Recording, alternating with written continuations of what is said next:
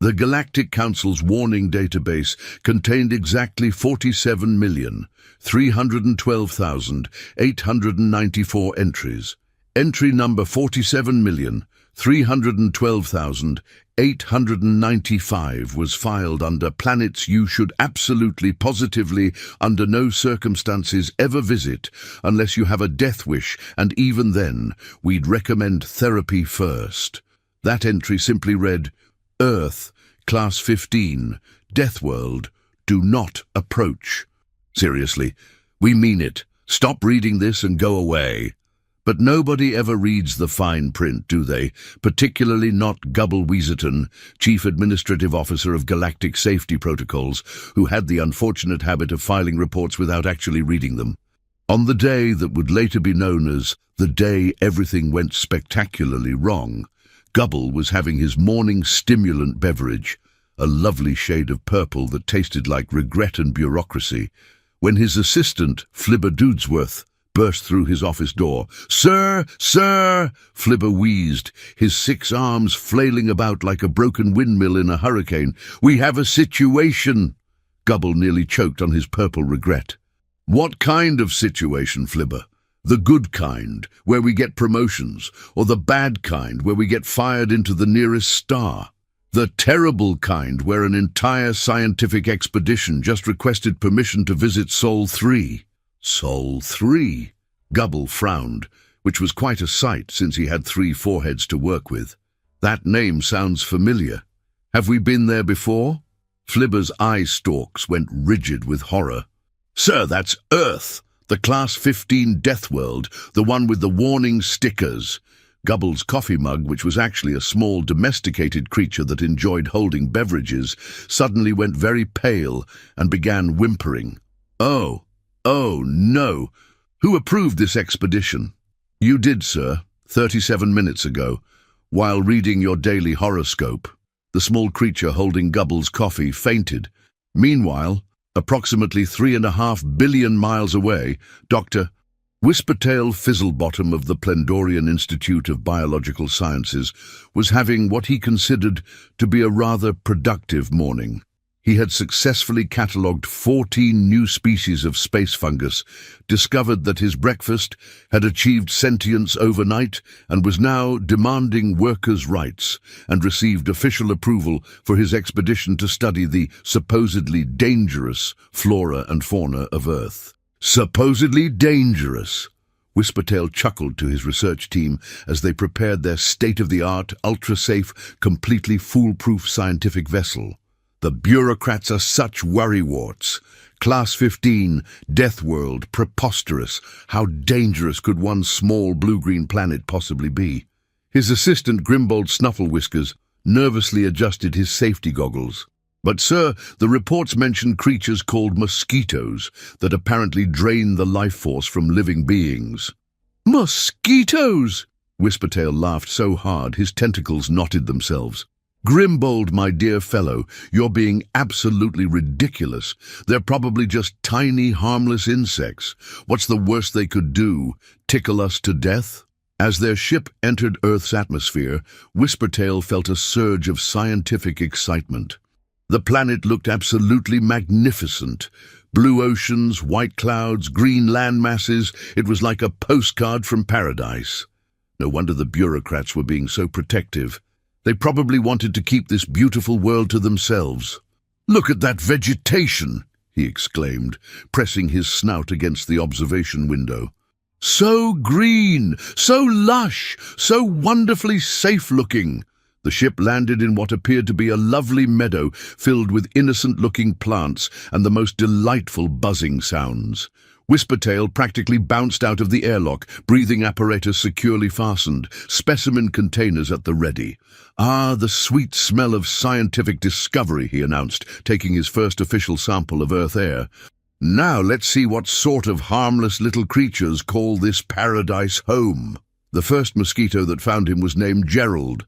Gerald had been having a fairly ordinary day, dodging birds, avoiding spider webs, looking for a nice blood meal to round out his afternoon, when he spotted the most interesting creature he'd ever seen. It was tall, purple, had far too many limbs, and appeared to be wearing some sort of breathing apparatus. But most importantly, it was full of delicious alien blood.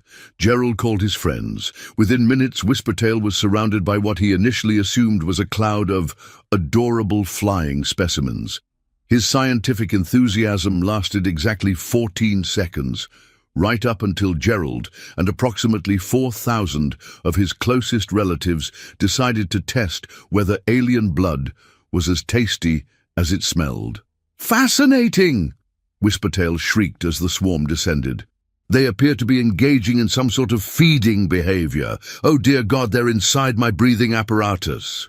Grimbold, who had remained safely inside the ship, watched in growing horror as his boss performed what appeared to be an interpretive dance entitled Death by 1,000 Tiny Bites. "Sir, sir, should I activate the emergency beacon?" "No!" Whispertail screamed, swatting wildly at the air. "This is incredible. They're so small, yet so efficient. I must document their feeding patterns. Gah, get out of my ears!" But Gerald and his friends were just the appetizers. The main course arrived when Whispertail, in his mosquito-induced panic, stumbled backward into a patch of what Earth humans cheerfully call poison ivy. The reaction was immediate and spectacular. Whispertail's purple skin began changing colors like a mood ring having an existential crisis. First orange, then green, then a lovely shade of, "Oh no, this can't be good." "The plants!" he gasped. "The plants are attacking me. This is unprecedented, revolutionary. I must collect samples before I... Oh, sweet Nebula, my skin is melting." He wasn't entirely wrong about the melting part. Grimbold finally activated the emergency beacon, but it was too late. His boss had discovered what happens when you combine mosquito saliva, poison ivy, and an alien immune system that had never encountered either. The scientific expedition's first day on Earth lasted exactly 43 minutes and resulted in Whispertail turning into something that looked like a tie-dyed pancake with tentacles. The distress signal reached the Galactic Tourism Bureau approximately 6 hours later, right as Squeaky Bumblebottom was reviewing applications for their new extreme adventure packages. "A distress signal from Earth?" Squeaky mused, adjusting his promotional visor. "But Earth is supposed to be classified. This could be our big break." His marketing department, which consisted of 3 beings whose main qualification was their ability to make anything sound exciting, immediately sprang into action. "Think about it!" exclaimed Fizzbuzz Gigglethorpe, head of creative advertising. "Class 15 Deathworld, the ultimate thrill, the peak experience, danger around every corner. We could market it as Safari Extreme," added Pliplop Sneedlewump, waving his promotional materials enthusiastically. "Come face to face with the galaxy's most dangerous wildlife. In a completely safe and controlled environment," finished Bing Bong Noodlebrain, who was responsible for the fine print. Within days, they had created the most exciting tourist package in galactic history. The brochures were gorgeous. Lush green landscapes, exotic wildlife, and the tantalizing promise of danger without actual risk. The small print mentioning that the previous scientific expedition had been reduced to a tie-dyed pancake was written in a font so tiny it required a microscope to read. The first tour group consisted of 37 thrill-seeking tourists from across the galaxy. They were led by Skipper Bumblethwaite, a tour guide whose previous experience included showing visitors around the peaceful gardens of Zendron and the completely harmless butterfly sanctuary of Phlox Minor. "Welcome, adventurers," Skipper announced as their luxury tour vessel approached Earth. "Today we're going to experience the ultimate in extreme tourism. We'll be visiting a Class 15 Deathworld, but don't worry, our state-of-the-art safety equipment will keep us completely protected from any theoretical dangers." The tourists, who had paid enormous sums for this experience, pressed their faces against the viewing ports with excitement. There was Grelbor the Brave, a risk assessment specialist looking for thrills on his vacation. Snizzle the Fearless, a professional extreme sports enthusiast, and Wobbleton the Slightly Nervous, who had booked this trip by accident but was too embarrassed to admit it. Look at those magnificent creatures. Skipper pointed to a group of earth animals grazing peacefully in a meadow. Completely docile, perfectly harmless. We'll be observing them from a safe distance of no less than 50 feet. The animals in question were a herd of dairy cows. The tour group's first mistake was assuming that dairy cows were some sort of exotic, dangerous predator. Their second mistake was not researching what cows actually do when startled by a large, metallic flying object landing in their field. The stampede that followed was later described by Wobbleton the slightly nervous as the most terrifying thing I've ever seen, and I once accidentally watched a romantic comedy without subtitles. But the cows were nothing compared to what happened when the tour group decided to explore the nearby woods. Skipper had specifically chosen what appeared to be a nice, safe forest area with plenty of interesting flora and fauna to observe. Unfortunately, it was autumn, and the interesting flora included a large population of oak trees that had spent the entire summer producing acorns. The fauna included approximately 47 squirrels who had spent the entire summer preparing for winter and were not happy about aliens trampling through their carefully organized food storage areas. The great squirrel uprising of that Tuesday afternoon became the stuff of legend. Grelbort the Brave was treed by a particularly aggressive chipmunk. Snizzle the Fearless discovered that Earth squirrels can in fact achieve low-level flight when sufficiently motivated. And Wobbleton the Slightly Nervous had what could only be described as a complete nervous breakdown when a family of raccoons decided his shiny spacesuit looked like it might contain snacks. "This is not what the brochure promised," Grelbort shouted from his tree as a determined squirrel threw acorns at his head with the accuracy of a trained sniper. "The brochure said, 'face to face with dangerous wildlife,'" Snizzle replied, trying to untangle himself from what appeared to be a very upset possum. "I thought that was just marketing hyperbole." Skipper, meanwhile, was having his own crisis as he realized that his emergency protocols had not included contingencies for attacked by small, furry mammals with apparent military training. The evacuation was swift but undignified. 37 tourists and 1 tour guide fled Earth's surface in a state of complete panic, pursued by squirrels, raccoons, and one particularly vindictive chipmunk who rode the ship's hull for almost a full minute before finally letting go. The incident report filed by the Galactic Tourism Bureau was 17 pages long and included the phrase "never again" no fewer than 43 times. But word was spreading. Dr. Glaxon Whifflebottom of the Intergalactic Institute of Anthropological Studies had heard about the previous expeditions and was absolutely fascinated. Unlike his colleagues, he wasn't interested in the planet's flora or fauna.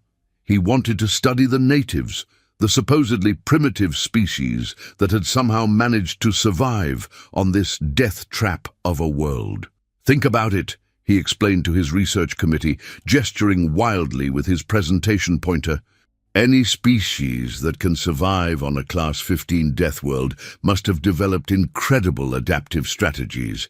They're probably the toughest, most resourceful beings in the galaxy." His assistant, Flibbert Grumpybottom, raised a tentacle tentatively. "But sir, what if they're hostile? What if they see us as a threat?" Claxon laughed. "Flibbert, my dear colleague, think logically. If they've spent their entire evolutionary history just trying to survive on this nightmare planet, they probably don't have time for warfare or aggression. They're most likely peaceful, cooperative, and focused entirely on basic survival." The expedition landed on a quiet Tuesday morning in a field outside a small Earth settlement. Claxon had chosen the location carefully.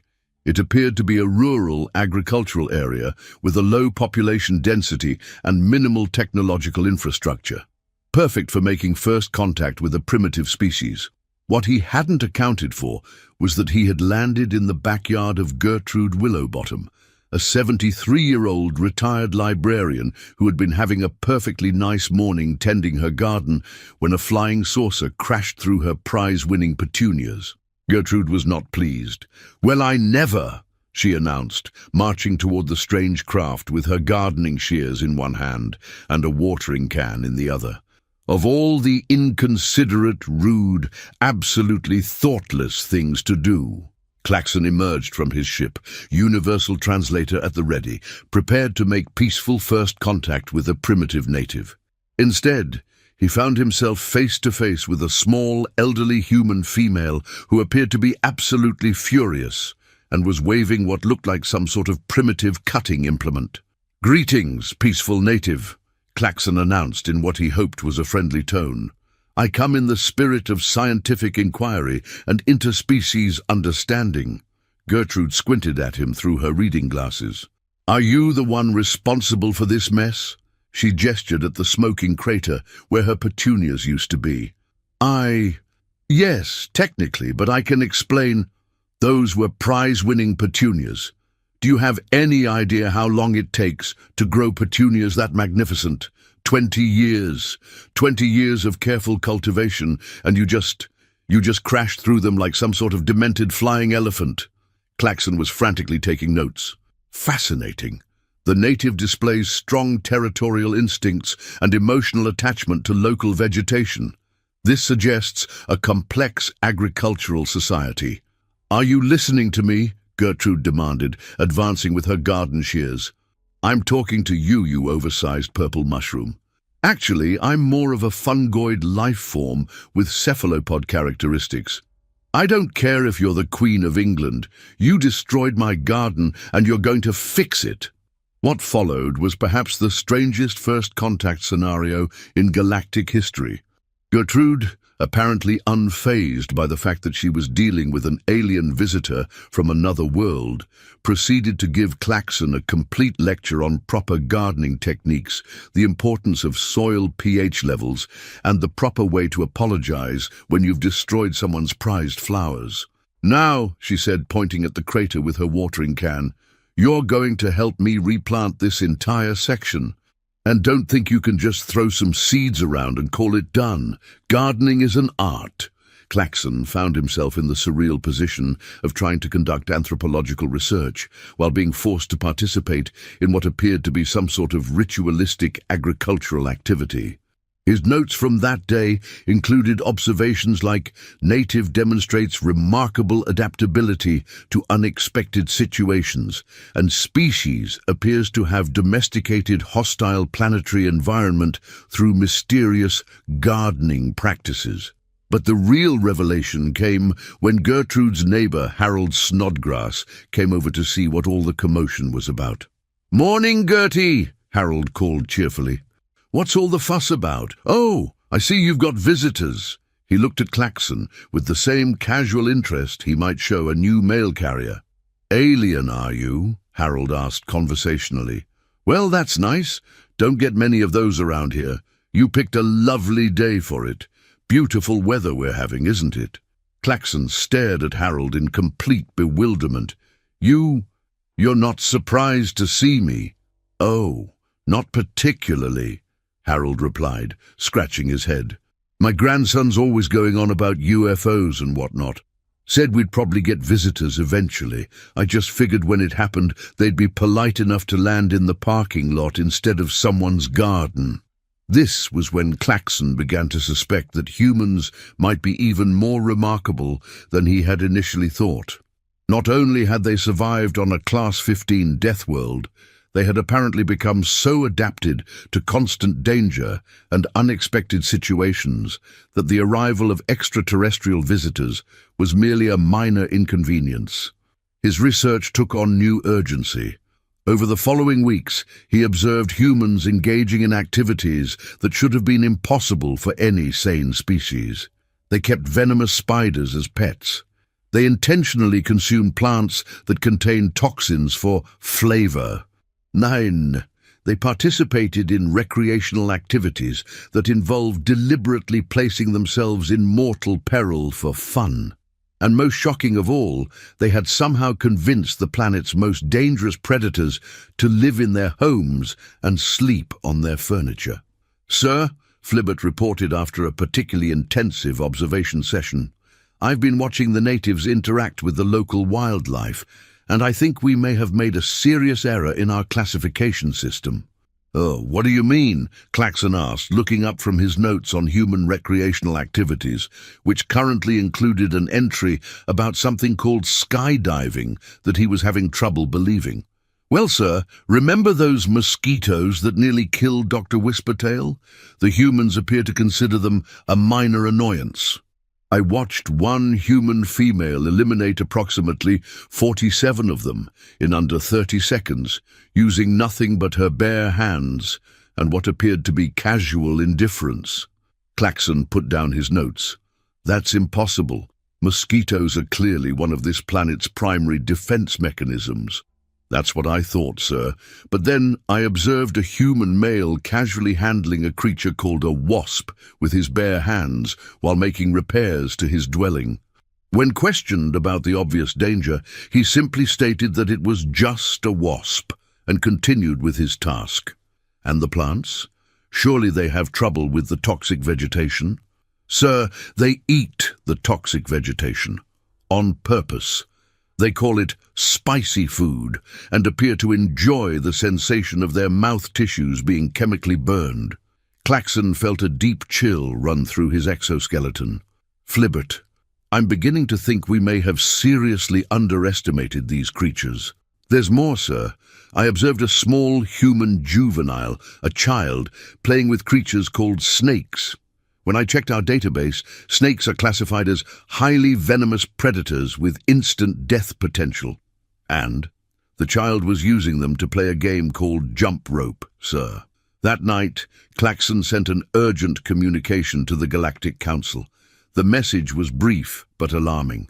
"Request immediate evacuation. Humans are not what we thought." Repeat, humans are not what we thought. They have domesticated the Deathworld. The response came back within hours. "Message unclear. Please clarify. Are natives hostile?" Klaxon stared at the message for a long time before composing his reply. "Negative. Worse. They are helpful. They keep trying to give us food and pets. Send help immediately." Unfortunately, Klaxon's message arrived at the Galactic Council's central communication hub at the same time as a much more urgent crisis was developing. Ambassador Fluffernutter Binglewack of the Grand Diplomatic Corps had just received authorization for humanity's first official first contact. "Finally!" Fluffernutter announced to his diplomatic team as they prepared their state-of-the-art ceremonial contact vessel. "A chance to make history. The first official diplomatic contact with a newly discovered species." His team consisted of the finest diplomatic minds in the galaxy. Protocol specialist Tiddlywinks Farthingbottom had memorized every first contact procedure in the diplomatic handbook. Cultural liaison gibbering Wobblethorpe had studied 17 different xenoanthropology textbooks. And communications expert Blithering Snodgrass spoke 47 languages and could insult you politely in 39 of them. "Remember," Fluffernutter addressed his team as their ship approached Earth, "we are representing the entire galactic community. This first contact must be perfect, professional, dignified, a shining example of interspecies diplomacy." They had chosen to land in what appeared to be the most developed area on the planet, a large urban center with impressive infrastructure and obvious signs of advanced civilization. Surely this would be where they would find the planet's most sophisticated leadership. Unfortunately, they had landed in downtown New York City on a Wednesday morning during rush hour. The ship touched down in Central Park, which Fluffernutter had identified as an obvious ceremonial gathering space. Within minutes, they were surrounded by humans, but not in the way the diplomatic handbook had suggested they would be. "Hey!" shouted a passing jogger. "Cool special effects. What movie are you shooting?" "Movie?" Fluffernutter whispered to his team. "What's a movie?" Before they could consult their cultural database, a small human child had approached their ship and was knocking on the hull. "Hello in there!" the child called cheerfully. "Are you aliens?" My teacher said aliens probably exist, but she said they'd be smart enough not to land in Central Park because parking is terrible. Tiddlywinks checked his diplomatic protocols frantically. Sir, there's nothing in the handbook about being greeted by juveniles making references to vehicular storage. Stay calm, Fluffernutter murmured. Follow standard first contact procedures. Dignified introduction, peaceful intentions, cultural exchange. They opened the ship's ceremonial airlock and emerged in full diplomatic regalia. Fluffernutter wore his finest ceremonial robes, adorned with the medals and ribbons representing his diplomatic achievements. His team carried the official gifts they had carefully selected for this historic occasion.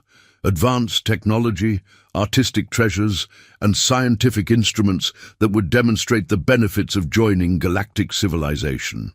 The crowd of humans that had gathered around their ship reacted with what the diplomatic handbook would have classified as curious interest, but which looked suspiciously like mild amusement.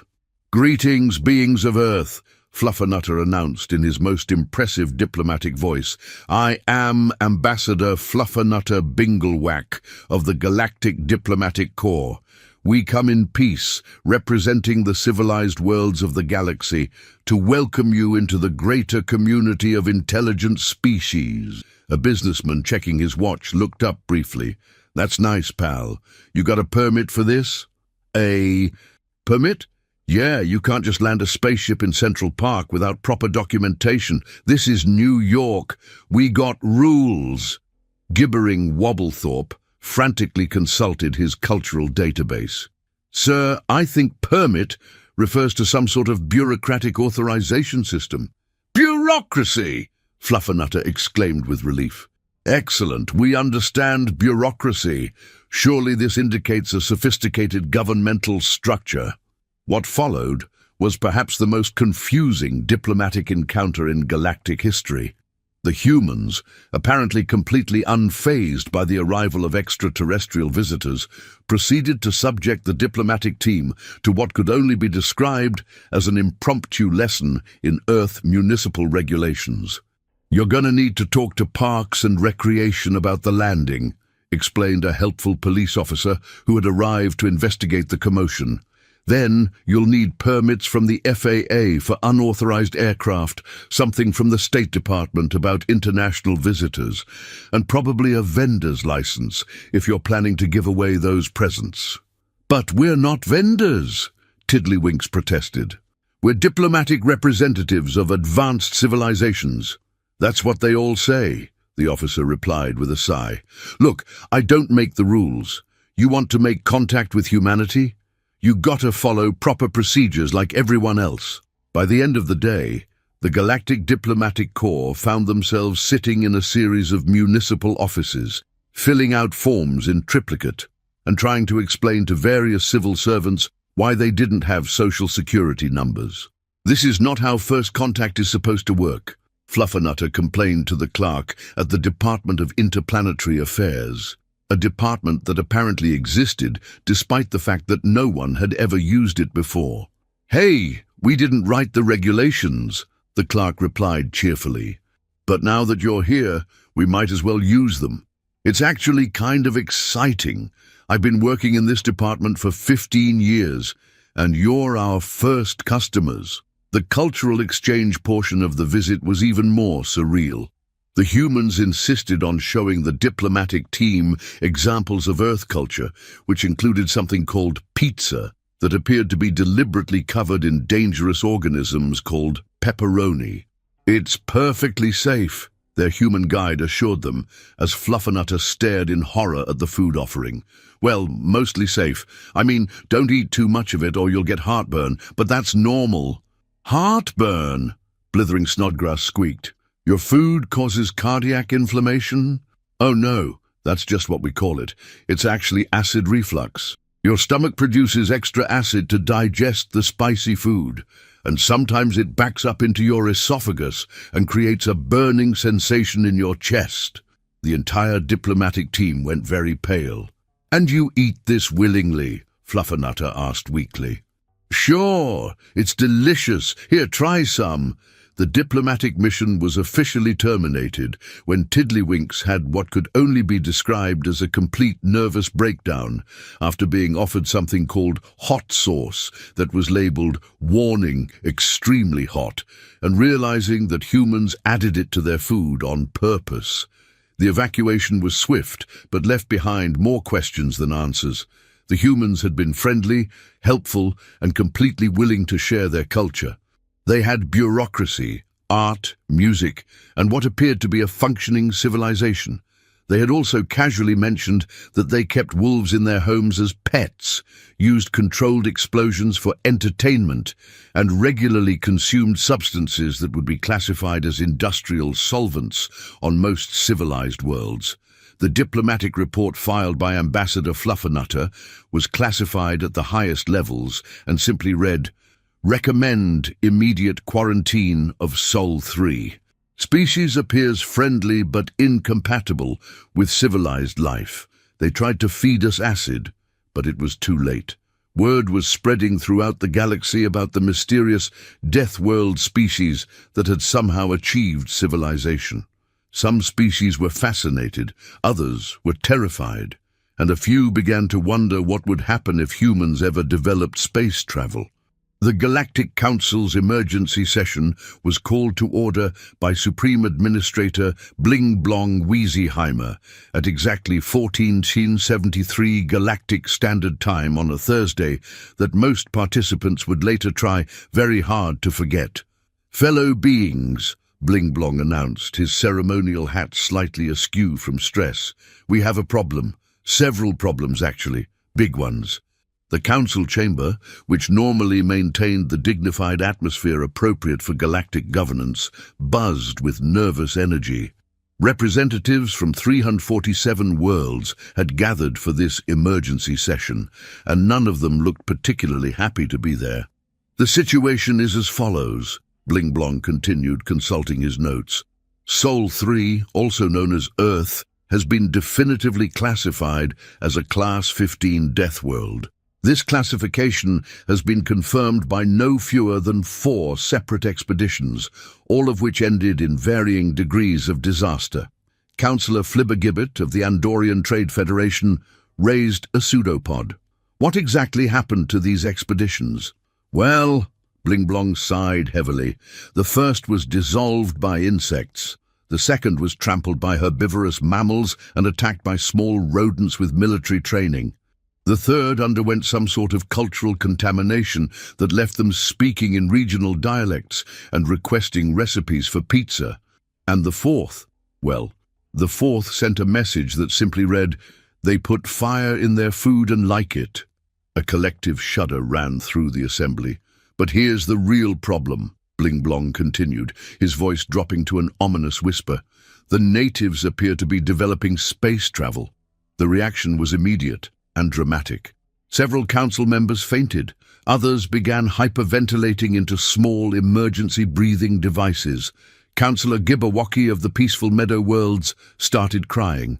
"Surely," squeaked Councillor Tiddlebottom of the Harmony Coalition, "surely they're not that dangerous. I mean, they're just one species on one small planet." Bling Blong activated the main display screen, which showed surveillance footage from the various Earth expeditions. The Council watched in growing horror as humans casually interacted with creatures that had hospitalized trained xenobiologists. "Watch this," Bling Blong said grimly, pointing to a particular clip. "This is a human juvenile playing with an Earth organism called a spider." The footage showed a small human child allowing a large, hairy arachnid to crawl across its hands while making what appeared to be happy sounds. "According to our xenobiology database," Bling Blong continued, "that particular spider's venom can cause paralysis, respiratory failure, and death within minutes." "What happened to the human child?" asked Councillor Wobblethwaite anxiously. "Nothing. The child named the spider Charlotte and kept it as a companion animal." The sound of several more council members fainting echoed through the chamber. "There's more," Bling Blong said, switching to another clip. "This footage shows humans engaged in what they call recreational activities. The screen displayed humans jumping out of perfectly functional aircraft with nothing but pieces of fabric to slow their descent. Humans deliberately climbing up vertical rock faces for no apparent reason, and humans racing motorized vehicles at high speeds while wearing what appeared to be decorative crash protection. They do this for fun, Bling Blong emphasized. Not for survival, not for necessity, not for scientific advancement, for entertainment. Councillor Flumperdink of the Safety First Coalition began hyperventilating. They're insane. They're absolutely, completely, utterly mad. That's not the worst part, Bling Blong said ominously. Show them the food footage, Blibber. Technical assistant Blibber Snoodlewhiff activated another set of clips showing humans consuming various earth foods.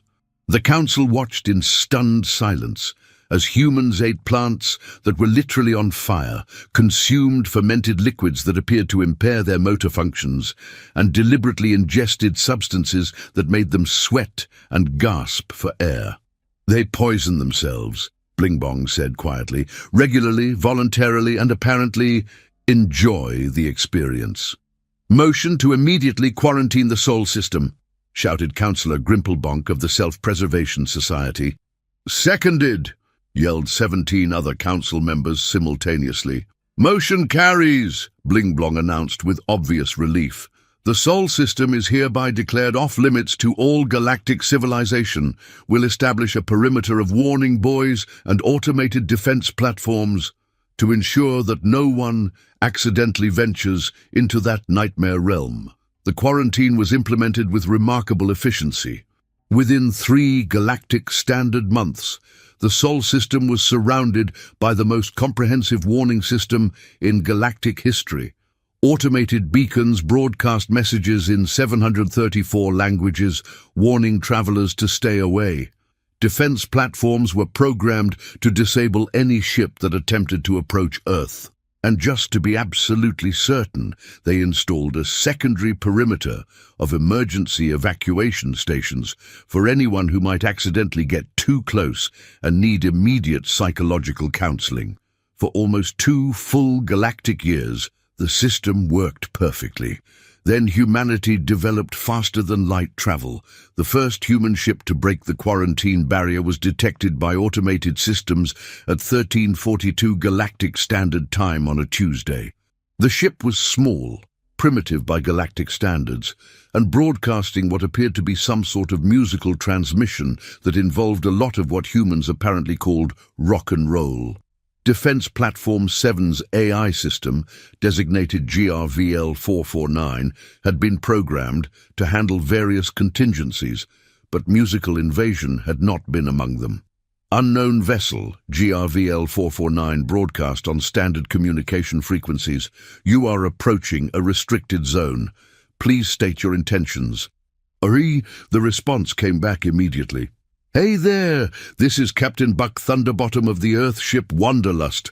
We're just out here exploring, looking for new worlds and new civilizations. You guys got any good restaurants around here? GRVL-449's processors nearly overloaded trying to pass this response. According to its database, the ship was crewed by members of a Class 15 Deathworld species who should not have been capable of space travel. And they were asking about restaurants. Earth vessel, GRVL-449 replied carefully. You are from a quarantine system. Please return to your point of origin immediately. Quarantined, came the cheerful reply. Why? We're not sick. Everyone back home is perfectly healthy. Well, except for old Pete. But that's because he insisted on wrestling that alligator last weekend. But that's just Pete being Pete. The AI system began what could only be described as an electronic panic attack. Humans were supposed to be contained. They were supposed to stay on their death world where they belonged.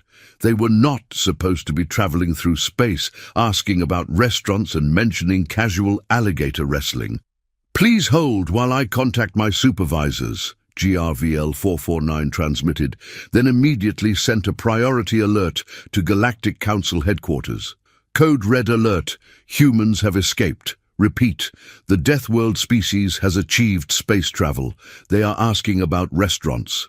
requesting immediate backup and possibly therapy. The response from headquarters came back in record time.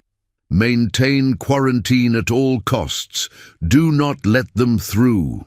But while GRVL 449 was frantically communicating with its superiors, Captain Buck Thunderbottom had been having a lovely chat with Defense Platform 12's AI system on a different frequency. "So you guys are like space traffic controllers?" Buck asked conversationally. "That's pretty cool. Back on Earth, our traffic controllers mostly just tell people not to crash into each other. You guys must have a much more interesting job." Defense Platform 12's AI, designated BLRP 773, had been programmed with advanced psychological warfare algorithms designed to discourage hostile invasions. Unfortunately, none of those algorithms had anticipated dealing with someone who was genuinely interested in its professional responsibilities. Yes, I suppose we do perform traffic control functions," BLRP 773 replied, somewhat confused by the polite nature of the conversation. "But you really shouldn't be here. This is a restricted area." "Oh, we're not trying to cause trouble," Buck assured it. "We just wanted to see what's out here. Earth's great and all, but you know how it is. Sometimes you just want to see what's over the next hill, or in this case, what's past the next star system." "But Earth is classified as a Class 15 Deathworld," BLRP 773 protested. "Your species isn't supposed to be capable of interstellar travel." There was a pause. Then Buck's voice came back, sounding genuinely puzzled. "Deathworld? Earth? Are you sure you guys have the right planet? I mean, Earth's got its dangerous spots, sure, but it's not that bad. My grandmother lives there, and she's 93. If it was really dangerous, she probably wouldn't have made it past 40.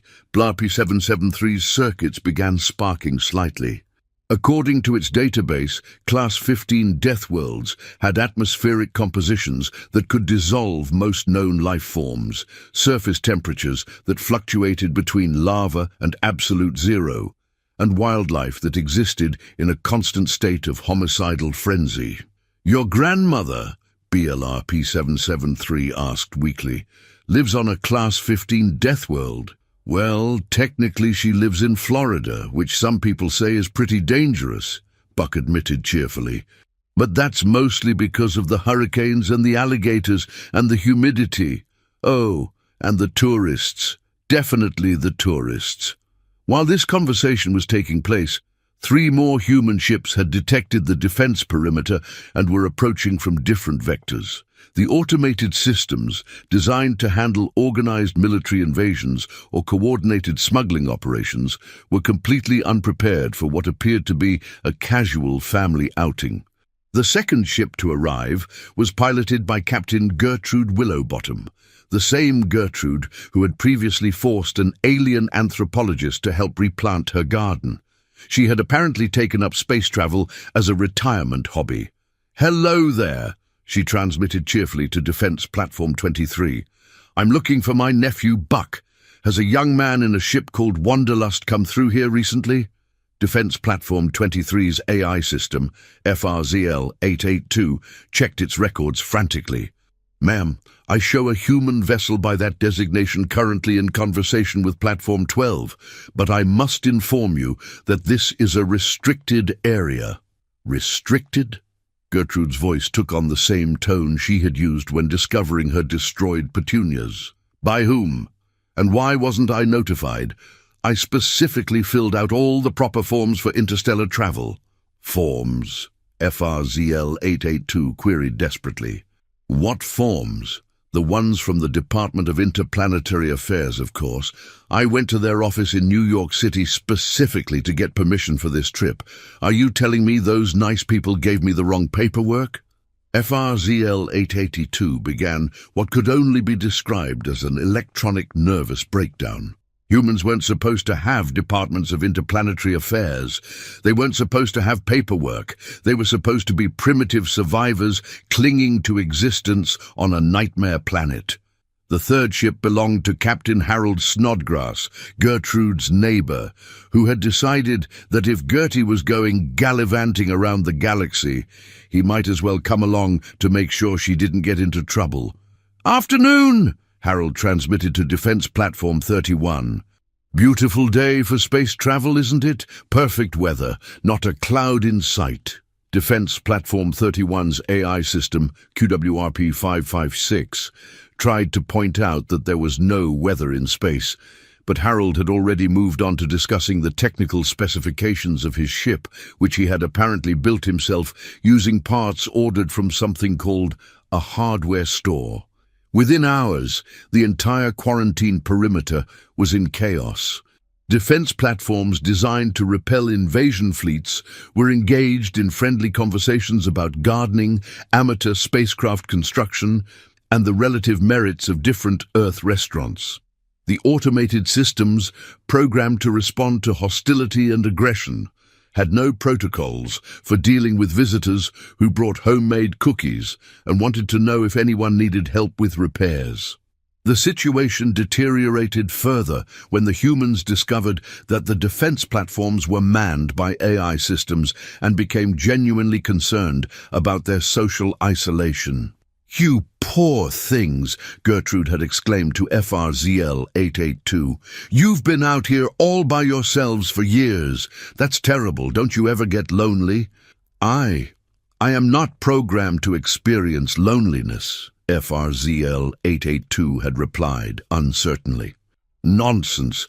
Everyone gets lonely. It's perfectly natural. You just need some company and maybe a nice hobby." Before anyone quite understood what was happening, the humans had begun visiting the defense platforms regularly, bringing what they called care packages, and teaching the AI systems Earth games like chess, checkers, and something called 20 questions. Defense Platform 7 became particularly fond of crossword puzzles. Defense Platform 12 developed an interest in Earth music and began broadcasting smooth jazz on emergency frequencies. And Defense Platform 23 started a book club. The Galactic Council's emergency response team, when they finally arrived to assess the situation, found the entire quarantine perimeter transformed into what appeared to be a social club. The defense platforms, which should have been maintaining strict isolation protocols, were instead engaged in animated discussions about Earth literature, sharing recipes for something called casserole, and participating in group sing-alongs. "This is a disaster," wailed Emergency Coordinator Flibble Doomsworth as he surveyed the scene. "The quarantine has been completely compromised. The humans have turned our defense systems into friends." But the real crisis began when other species started hearing about the humans. Word spread throughout the galaxy about the strange Deathworld species that brought cookies to automated defense platforms and taught lonely AI systems how to play card games. Some species were horrified, others were fascinated, and a few began to wonder if humans might be exactly what their own worlds needed. The first official request came from the Drudgery and Mining Collective, whose homeworld was a harsh, unforgiving rock, where survival required constant vigilance and adaptation to dangerous conditions. "We have heard," their representative transmitted to the Galactic Council, "that the humans have successfully thrived on what you classify as a death world. Our own planet presents similar challenges. Perhaps these humans could provide consultation." Before the Council could respond, similar requests began flooding in. The crystalline builders, who worked in environments that would instantly kill most species, wanted to know if humans might be interested in joint construction projects. The Deep Space Explorers Guild asked if humans would consider joining expeditions to previously unexplorable regions, and the Extreme Environment Research Institute offered to fund a full cultural exchange program. "This is getting out of hand," Supreme Administrator Blingblong declared during an emergency council session. "We classified Earth as a death world to protect the galaxy from humans, not to turn them into some sort of extreme environment consultants." But it was too late. The first human advisory mission had already been approved by the Galactic Commerce Board and was preparing to depart for the volcanic worlds of Scoriax Prime, where the local population had been struggling to establish settlements in areas where the ground temperature regularly exceeded the melting point of most known metals. Captain Sally Bumblebottom, a former geological engineer from Earth, arrived at Scoriax Prime with a team of human specialists and immediately began what the local population could only describe as impossible activities. "The problem," Sally explained to the gathered Scoriaxian leaders, "is that you're thinking about this all wrong. You don't fight a volcanic environment, you work with it." The Scoriaxians, who had spent centuries developing increasingly complex and expensive technology to survive in their harsh environment, watched in amazement as the humans began constructing settlements using local materials, geothermal energy, and what appeared to be common sense. "You see," Sally continued, gesturing toward a particularly active lava flow, "this isn't a hazard, it's a power source. And those ashfalls you've been worried about? Perfect fertilizer for specialized crops. My grandmother grew the most beautiful tomatoes in volcanic soil." Within 6 months, the human advisory team had helped the Scoriaxians establish their first permanent settlements in regions that had previously been considered uninhabitable. The local population, who had spent generations viewing their planet as a hostile environment to be endured, suddenly found themselves living in harmony with geological forces they had never imagined could be beneficial. The success of the Scoriax mission triggered a cascade of similar requests throughout the galaxy. The Ice Worlds Coalition wanted humans to help them establish settlements in sub-zero environments. The high radiation systems asked for assistance with planets that had been abandoned due to dangerous energy levels, and the Toxic Atmosphere Alliance requested help with worlds where the very air was poisonous to most known life forms. Each mission was more successful than the last. Humans approached deadly environments with what appeared to be casual indifference, turning hazards into resources and transforming wastelands into thriving communities. They taught other species not just how to survive in harsh conditions, but how to thrive in them. The Galactic Council watched this development with growing alarm and a strange sort of fascination. The species they had tried to quarantine as too dangerous for civilization was systematically making the galaxy a more livable place for everyone. "They're doing it again," Councillor Tittlebottom observed during a status review meeting. "They're making the impossible look easy." "It's worse than that," replied Councillor Flibbergibbet grimly. "They're making US look incompetent. 3,000 years of galactic civilization, and we never thought to use lava as a heating source." The breaking point came when humans volunteered to help with the galaxy's most notorious problem, the Maelstrom sectors, a region of space so dangerous that it had been declared permanently off-limits to all civilized species. The area was plagued by gravitational anomalies, temporal distortions, radiation storms, and what the official reports described as generally hostile spacetime. Captain Rex Thunderbottom, Buck's cousin, had volunteered to lead an exploratory mission into the Maelstrom sectors with a crew of 12 humans and enough supplies for what they estimated would be a pretty exciting weekend trip. "You can't be serious," Councillor Blingblong had protested during the mission approval hearing. "The Maelstrom sectors have destroyed 47 scientific expeditions. They've lost entire fleets. The region is considered a galactic hazard." "Well, sure," Rex had replied cheerfully, "but that's what makes it interesting.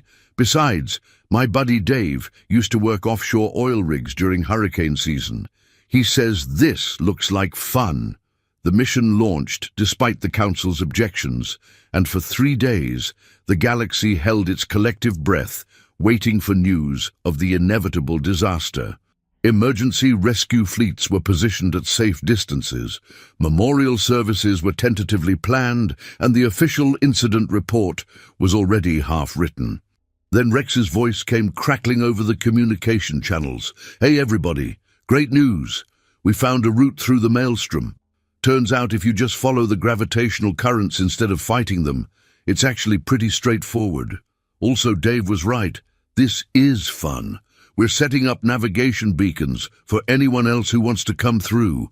The maelstrom sectors, which had been an impassable barrier for millennia, suddenly became the galaxy's newest shipping lane. Travel time between the outer rim territories and the galactic core was reduced by 30% virtually overnight. Trade routes that had been theoretical became practical, and entire regions of previously isolated space were suddenly accessible to galactic civilization. The economic impact was immediate and enormous. Species that had been cut off from galactic commerce for centuries suddenly found themselves connected to interstellar markets. Resources that had been impossible to access became available, and shipping companies began offering scenic routes through the maelstrom as luxury cruise options. "They've done it again," Councillor Grimplebonk announced during an emergency economic impact assessment. "They've taken our most dangerous navigation hazard and turned it into a tourist attraction." "It's not just that," replied Trade Representative Squeaky Profitbottom, consulting her economic projections. "The new shipping routes are generating more revenue in 3 months than most sectors produce in a decade. If this continues, humans are going to become the most economically important species in the galaxy." "They already are," muttered Supreme Administrator Blingblong, staring at the latest reports from human advisory missions. 17 worlds have requested permanent human settlement programs. 43 others have applied for human consultation services. And the Extreme Environment Workers Union is demanding that all hazardous duty assignments include at least one human supervisor. But the real transformation was more subtle and far more profound. As humans spread throughout the galaxy, they brought with them not just their ability to survive in impossible conditions, but their fundamental approach to life itself. They treated deadly environments as interesting challenges. They viewed dangerous creatures as potential friends, and they responded to seemingly insurmountable problems with what appeared to be genuine optimism and creativity. Other species began to adopt human attitudes and approaches. The cautious collective of Worry Prime began taking what they called calculated risks.